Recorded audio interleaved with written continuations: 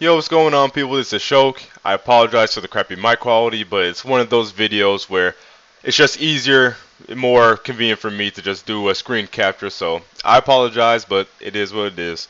But in this video, I would like to talk about F-Zero and Starfox, because Miyamoto has came out and he has said a couple of words about the potential of F-Zero and Starfox game for the Wii U, and this is all coming straight from Miyamoto and an IGN interview.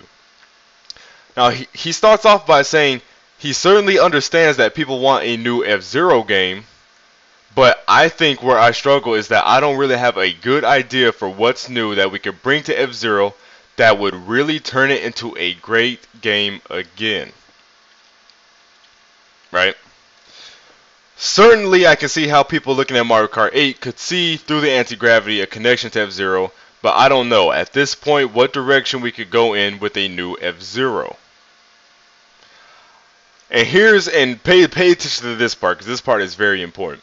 Obviously, in the past, we've tried to work with other companies where we've let them develop games for us in franchises like Star Fox and F-Zero, but the more we think about it, the more we prefer to be able to create those games internally on our own. Right? So basically, F-Zero and Starfox, or more specifically, I guess you could say F-Zero in this case. F-Zero is chocolate cake, right? Miyamoto doesn't like chocolate cake. And he's also full. And yet, he will not give somebody else that slice of chocolate cake. He ain't going to eat it. He's not going to store it for later. But the person next to him asking him for that slice of chocolate cake, he's not going to give it to him. So there is no new F-Zero game because he's struggling to come up with new and innovative ideas for it. But at the same time, he doesn't want to outsource it. And he doesn't want to outsource Star Fox either. He didn't say specifically for Star Fox, but I'm guessing the same reason why we don't have a Star Fox right now is also because he thinks he needs to come up with this amazing, just innovative idea, like they need to do like a Star Fox Galaxy. Well, actually, they're already in space, but you guys understand what I meant by that reference, right? Now, here's the thing. April 19th, 2010. Platinum's Kamiya wants to make a new Star Fox at gunpoint. I want Nintendo staff to come to Platinum, stick guns at us, and tell us you guys make a new Star Fox, he said on Twitter. 2010. This is 9 months ago, 9 months and 4 days ago. Kamiya was asked on Twitter, are there any Nintendo games you would like to work on? He said, except Star Fox? Nazo no Murasame, right? And dude said, what about Star Fox makes you want to make a Star Fox game so much? He said, because it's cool. So he's pretty much just a big fan of Star Fox. Again, for a third time after E3, in an interview, Kamiya said, as far as Nintendo franchises, the reality is that these are big franchises that have a lot of fans and a lot of history, and it'd be really hard in my position to say, oh, let me make one of those games. But tomorrow, if suddenly somebody came to me and said, we want you to make a new Star Fox, of course, I would be pleased. So you guys get the point. You guys see where I'm getting at, right? This man Kamiya, who has a completely competent studio, Platinum Games, that has, remember, a great relationship with Nintendo, right? They're making 101 for Nintendo, and Nintendo, gave them money to create Bayonetta 2. They have a great relationship with Nintendo. This man has came out 3 times. 3. The first time in 2010, he's basically begging Nintendo. He keeps throwing hints at him like, hey, I want to make a new Star Fox. And yet Miyamoto doesn't want to outsource it. Miyamoto and others at Nintendo, they don't want to outsource Star Fox when they have a very competent developer who has a good relationship with them who wants to make one. Miyamoto, don't keep these games to yourself if you're not going to do anything with them. You see what I'm saying? And especially when you have people begging you to give these projects to them. Now, nobody has necessarily begged to make an F-Zero for Nintendo, but Sega has came out on record and said they are open to working on another F-Zero. It might happen if somebody comes up with a brilliant idea that would work, that would make both Nintendo and Sega happy. If there's a good idea that will work for both of us, then we might do that. So basically, if we could strike a deal, with Nintendo that'll make both of us happy, yeah, sure, we'd make a F-Zero for Nintendo. So Sega is completely open to it, right? And even if you don't want to include Sega, Shinen would also be a great match for F-Zero because of, the kinds of games they've made on that one WiiWare title. I forgot what it was, but it looked just like F-Zero, and it played great, right? Now, yes, they are a much smaller studio, but that's why, you throw some money, you throw a couple developers their way to help them out, help them make this. So there's matches for the F-Zero franchise as well. You see what I'm saying? And yet Miyamoto doesn't want to outsource these. They want to do these games internally on their own, but at the same time, you don't have any ideas for them. Now here's the thing, right? 2 points. We don't need any new innovative ideas that are just going to turn F-Zero upside down, Miyamoto. It's a racing game. Pretty much all people want in sequels to racing games is new content, right? That's pretty much all people want in new racers is new content. That's all we want. You don't need to add in any weapons to F-Zero or things of that nature, or you don't have to have it like Mario Kart 7 where they go underwater and they have gliders and stuff. You don't need to do that. The only reason why people talk about, oh, we want new things in Zelda and other Nintendo franchises of that nature is because we constantly get installments of those games, of those franchises. You see what I'm saying? But we've skipped a whole generation without F-Zero and Starfox. So at this point, all we want is new installments, period. You see what I'm saying? So you don't have to do anything new, crazy, and innovative. We just want new installments of these games, period. Period. And he's sitting here, and my second point, he's sitting here talking about, he doesn't have any new crazy ideas that would really turn into a great game again. With all due respect, Miyamoto is a game design genius, right? But with all respect, what was new and crazy and just absolutely so innovative about New Super Mario Bros. Wii, about New Super Mario Bros. 2, about New Super Mario Bros. U? Yes, we had the 4-player co-op, but I mean, it wasn't like, oh my god, it didn't just completely change the face of the New Super Mario Bros. Formula. And then even if I were to give you guys that one, like, okay, yeah, New Super Mario Bros. Wii, yeah, it had the 4-player co-op that completely turned it upside down. It made it new and completely innovative. What about New Super Mario Bros. U? Nothing really, right? So, here, like, the thing is, like, and then Pikmin 3. Yeah, he's doing a couple things here and there that kind of mix it up a bit, but for the most part, it's still the same Pikmin game. It's still the same Pikmin formula, which is fine. You see what I mean? So I think it's just kind of hypocritical that he would say he's not making these games because he doesn't know what to do with them when he's made all these other games where he hasn't made much changes either. You see what I mean? Third point regarding this. Has there been an HD F-Zero? Has there been an F-Zero that is online? Okay, no. And yes, those aren't generally innovative ideas, but those would be new innovations for the series. You see what I'm saying? Imagine a new F-Zero game in HD using the Wii U's power, right?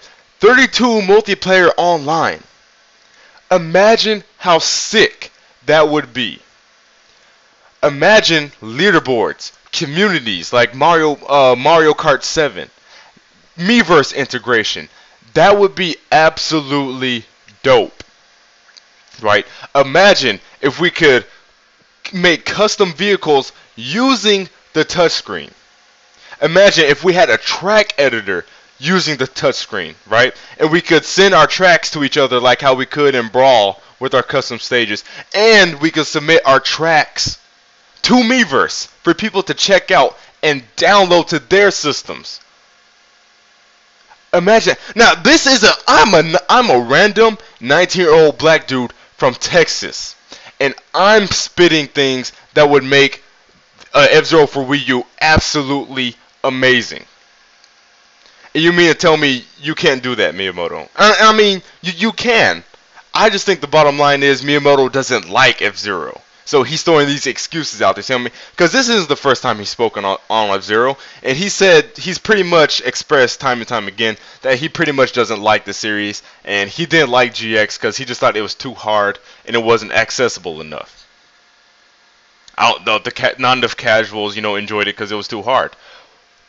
Pull a Fire Emblem. Pull a Fire Emblem Awakening, which is also going to tie in with one of my future points. Make it accessible, but also keep the hardcore formula in there that the fans of this series like. Now, I know a lot of you Nintendo elitists out there, you're going to say, oh, stop bitching. They don't need to make a Starfox and F-Zero. They don't need to do that. The games don't sell anyways. Have you seen the numbers for their latest games? I got something for that. Right?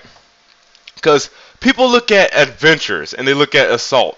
Adventure sold 1.87, which is actually pretty good considering the fact that Star Fox Adventures wasn't a Star Fox game at all, right? Like, it really wasn't. Matter of fact, for those of you who may not know, Star Fox Adventures wasn't even originally supposed to be a Star Fox game. It was originally a game called Dinosaur Planet, but they decided to slap the Star Fox IP onto it. Star Fox Assault wasn't made by Nintendo. It was outsourced to Namco, and while it had a great concept, it was just executed poorly, and it was more heavy on the ground combat than it was the space R-Wing combat, which is why it sold what it did. Now, I know a lot of guys are going to say, oh, stop making excuses. They're Star Fox games. They didn't sell that well, although any game that sells over 1 million sells well. But, oh, they didn't sell that great. Stop making excuses. Yeah, there are deviations from the formula, but they're still Star Fox games. Okay, I could take that same logic, go over here to Donkey Kong, right? Jungle Beat, 1.34 million, right, on the GameCube. Donkey Konga, 1.15 million on the GameCube. So if I can't use the fact that these weren't traditional Star Fox games, if I can't use that, then you guys can't defend these sales.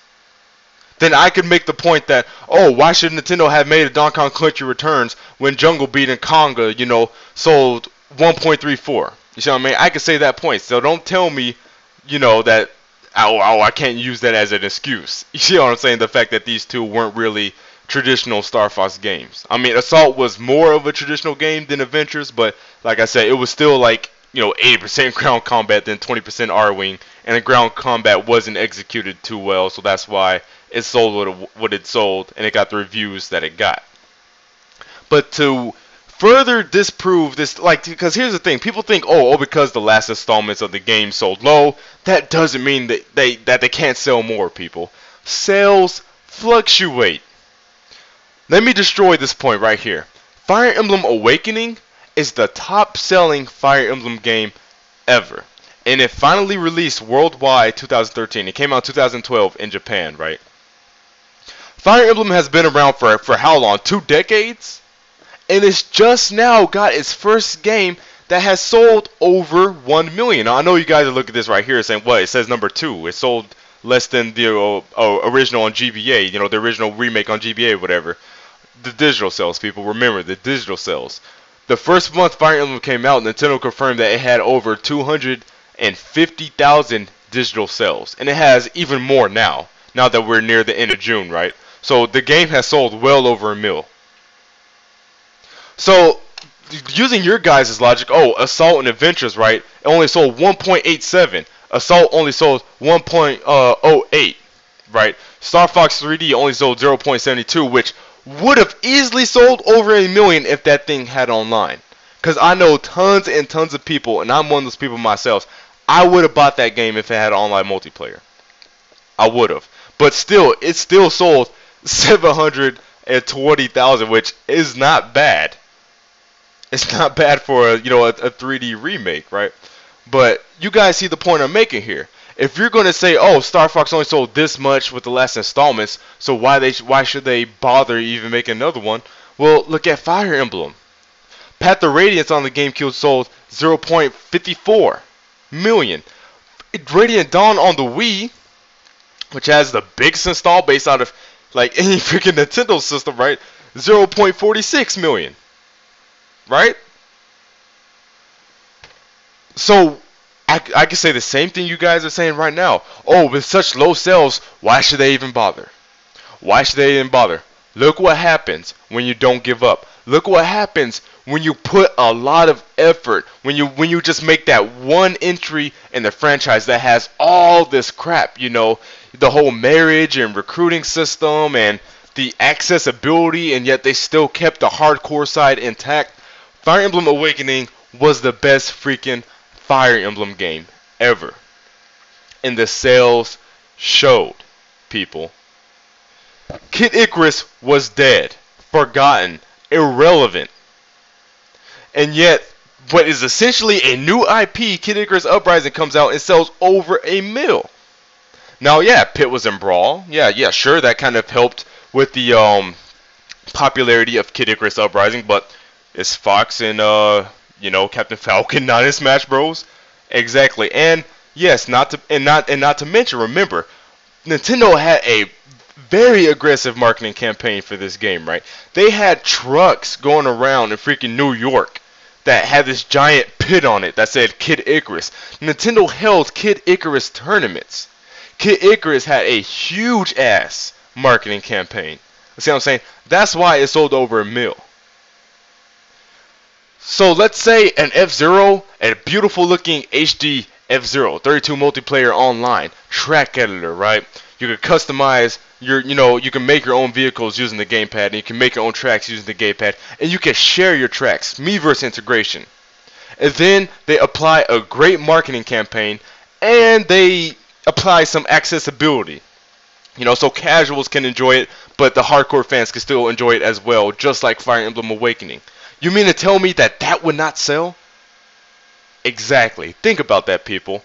Starfox. Imagine Starfox 4-player online co-op.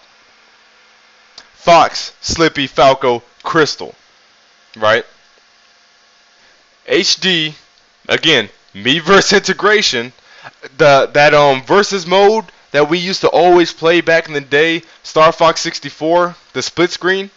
You mean to tell me that wouldn't be dope online? You mean to tell me people would not buy Star Fox if they see all these things? Think, people. Think. Miyamoto, he talks about, there is no Star Fox in F-Zero because he doesn't see how the hardware will contribute to these games. Like I said, name me a previous Nintendo system that had HD graphics and a competent, dedicated online network.